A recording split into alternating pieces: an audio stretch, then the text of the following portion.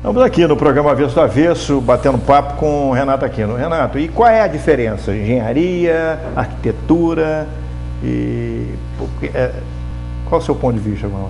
Bom, a diferença básica entre engenharia e arquitetura é que a engenharia é uma atividade que cuida da estrutura, da função. O edifício tem que funcionar e ficar em pé. A questão funcional mesmo do edifício. A arquitetura se preocupa com a função e a forma, além de ficar em pé. Há uma rixa entre arquitetos e engenheiros? Uma disputazinha, um cabo de guerra? Não, digamos que às vezes os campos se sobrepõem, vamos dizer assim, com elegância diplomática. Você vem lá da vontade de ser diplomata. Então... Mas hoje você tem, por exemplo, uma FEA, né, que congrega tanto os arquitetos como os engenheiros, né? Mas nesse momento, por exemplo, nós estamos justamente, dentro de muito pouco tempo, né, nós vamos constituir o Conselho de Arquitetura e Urbanismo, pela primeira vez no Brasil, depois de uma luta de mais de 50 anos. Porque o arquiteto com quem eu trabalhei nos anos 50, quer dizer, conheci nos anos 50, trabalhei no início dos 60, ele já lutava, ele foi fundador do Instituto dos Arquitetos do Brasil e já lutava para desvincular a engenharia da arquitetura. Mas havia um lobby poderosíssimo, sempre houve em Brasília, né? Então, mas será que não existe, justamente até por parte dos engenheiros, né? Daqueles que tem, porque todos têm o CREA, né? Do Conselho Regional, né? O fato de arquiteto, por exemplo, nós temos o Oscar Niemeyer, não é?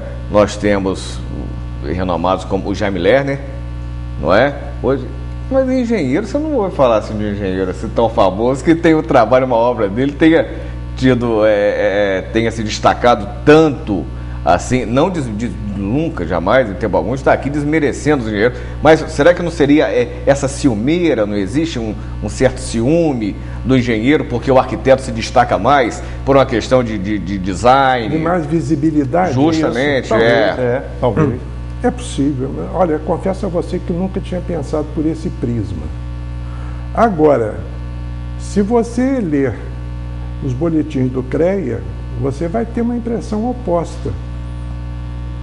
Porque se você vir lá, sempre todas as punições, e etc, são aplicadas a arquitetos. Você nunca vê um engenheiro punido por qualquer coisa, mas a diretoria do CREA é sempre de engenheiro. De engenheiro, é um corporativismo que existe, que pode existir ali. Só para entender, que tipo de punição seria? Suspensão de exercício profissional por algum tempo, por exemplo. Não, mas por quê? Motivo. Bom, isso aí varia. Você não teria Só para eu entender como é que... ética deve ser, não? Mais ou menos por aí, né? Esse tipo de coisa. Mas é muito difícil de exemplificar. Assim. Mas não seria pela atividade profissional, pelo exercício da atividade profissional, essa punição estaria... Não, estaria ligada a alguma falha ou algum erro, alguma deficiência, enfim, ligada à atividade profissional. Sim, porque o CREA é um órgão do Ministério do Trabalho para atividade profissional. Então, sem discutir o mérito da coisa, ele é para atividade profissional. Agora, essa questão da atividade profissional também é uma coisa assim meio curiosa e às vezes até meio ilógica. Você vê, por exemplo, o Niemeyer teve um calculista de concreto que era um gênio mineiro, uma pessoa poeta, grande poeta também, e um cara com uma capacidade de cálculo tal que ele criou um método novo de calcular concreto para levantar as formas de Brasília, principalmente da Catedral, que foi um sucesso no mundo todo. Revolucionou o mundo todo. Agora, você veja, esse camarada continuou depois desenvolvendo atividade, já aí muito conhecido, muito famoso, etc, etc, etc. Aqueles gomos de laranja da Catedral de Brasília, vamos dizer assim, eles não teriam condições estáticas de ficar em pé, a não ser por uns artifícios que o calculista usou.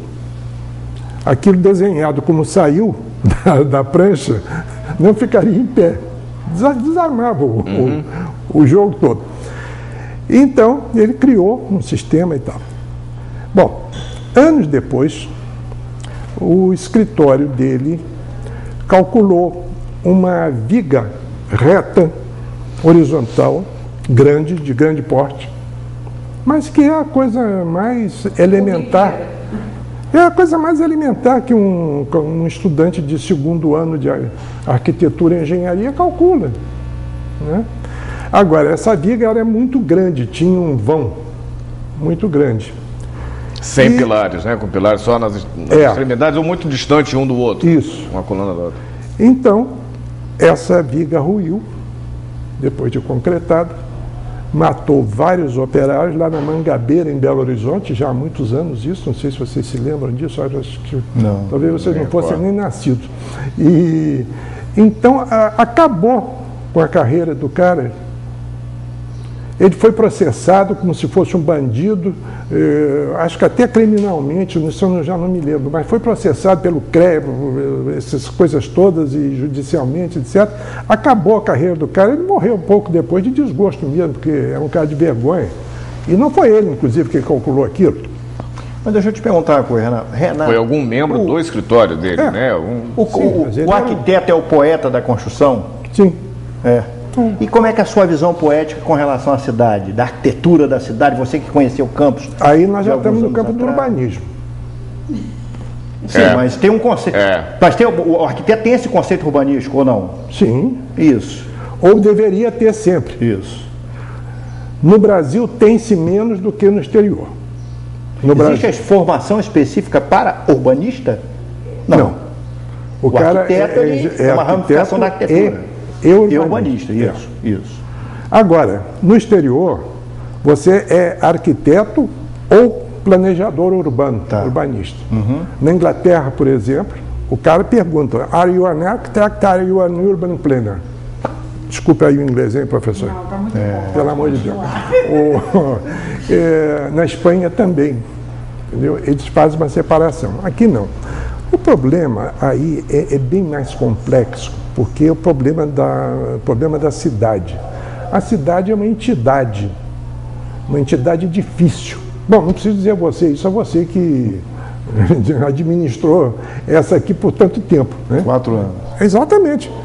Estou ensinando para a nossa Vigário, mas a cidade é muito complexa porque envolve problemas, principalmente de deslocamento físico de pessoas, de moradia para local de trabalho. E as soluções que as grandes cidades resolveram, ou utilizaram, foi metrô. O metrô de Londres foi em 1853, é o primeiro do mundo. Em 73 ele tinha 5 linhas tronco e 32 linhas laterais irradiando dele. Uma aranha subterrânea. Agora, aquilo funcionou cento e tantos anos sem um acidente. Agora, há pouco tempo que teve lá, bateram lá uns carros, etc. Então resolveu, você se deslocava da cidade, de um ponto para outra cidade, sem problema nenhum. Agora, o problema é o seguinte: nós estamos hoje vivendo em cidades impossíveis. Você não pode habitar uma cidade como São Paulo, por exemplo, ou Rio de Janeiro, que na prática, vamos dizer no IBGE, tem 5 ou 7 milhões de habitantes, mas cuja área metropolitana, que já está conurbada nela, que é o termo usado, né? Tem 25 milhões, São Paulo tem 25 ou 27 milhões, com a periferia toda. O Rio tem 18 ou 19. Pelo amor de Deus, 25 milhões é mais do que 2 vezes a população de Portugal ou a população da Grécia. Não, com a nossa cultura, principalmente, que é uma cultura meio individualista, não é uma cultura muito comunitária. A gente não tem muito esse sentido da cultura comunitária, não herdamos isso por algum motivo. Não seria por causa da miscigenação? Nós não conseguimos... Bom, o problema é o seguinte, aí nós já estamos entrando em outro campo. O nosso problema de formação é muito complicado, porque você veja, os portugueses mandaram para cá os degredados, os piores bandidos. A escória, né? A escória. Para ficar bem longe da sede, da metrópole. Esse é o primeiro grupo. O segundo grupo, que foi o grupo africano, não veio para cá exatamente de boa vontade, espontaneamente. Veio como escravo. E o terceiro grupo, o dos índios, com todo respeito, sem querer parecer politicamente incorreto, mas são pessoas cuja cultura faz com que, quando a mulher dê à luz, o marido vai para a rede receber os cumprimentos durante uma semana. Quer dizer, é uma coisa assim, curiosa. Então, da fusão disso, nasceu o que nós somos. Não adianta fugir disso, isso é histórico, gente. Isso é histórico, não adianta tentar pintar com o outro. Mas eu, sinceramente, Renato, eu acho que é a miscigenação que deu certo. Não. Eu acho que é uma miscigenação que deu certo. Em termos, né, Sérgio? Em termos. Em termos, não. A elite dirigente desse país, ela sempre soube controlar esta população miscigenada. É diferente. E aí a elite sempre conduziu mal esse país. É outra discussão. Agora, nós temos uma evolução muito grande aqui desse país. Mas espera aí, mas eu não estou dizendo o contrário, não. O que eu estou dizendo é o seguinte, é uma miscigenação única. Tá, perfeito. A miscigenação única não existe, que eu saiba, esse tipo de miscigenação nessas proporções em outros países. Porque nos Estados Unidos, por exemplo, houve problemas com índios. Os escravos geraram a Guerra Civil americana, mas não houve essa fusão, vamos dizer, que existe aqui. Mas, por algum motivo, eu não estou atribuindo isso nem à população portuguesa, nem à população africana, nem à população indígena. Por algum motivo, nós não temos, como sociedade, por natureza, o senso de uma ação comunitária. Você tem o senso de perceber, sim, por causa da formação cristã do Brasil, você tem sentido da dor do outro, da dificuldade do outro, de ajudar o outro. Que é a solidariedade, né? Solidariedade, melhor. Não é? Isso aí. Bom, e como que você vê Campos, então, com essa necessidade de se locomover, que as pessoas têm, né? E a gente vê cada vez mais, o senhor citou aí uma capital importante, Londres, né? Eu aqui me lembro de Paris, com aquele gabarito, não pode ser superior a 6 andares, né? O que dá uma visão muito agradável de toda a cidade. E a gente vai para Roma, né? Agora estão surgindo lá alguns edifícios, mas também aquele gabarito.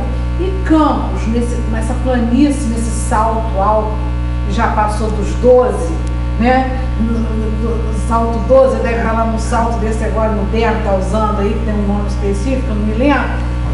Uma planície, né? E como é que fica isso tudo? Eu discuto até a questão do ar mesmo, dessa brisa que viria do rio e que formaria os corredores. Essa falta de urbanismo, acho que chega até esse ponto, né? A gente vê um valão, por exemplo, que está sendo remodelado, mas cuja água continua ali podre, né? Então, qual é a esperança que o campista pode ter de estar mais ou menos, né, num centro urbanizado? Seria jogar tudo para baixo e planejar de novo? Tem solução? Não tem, doutor Renato? Mas você vai nos responder isso no próximo bloco.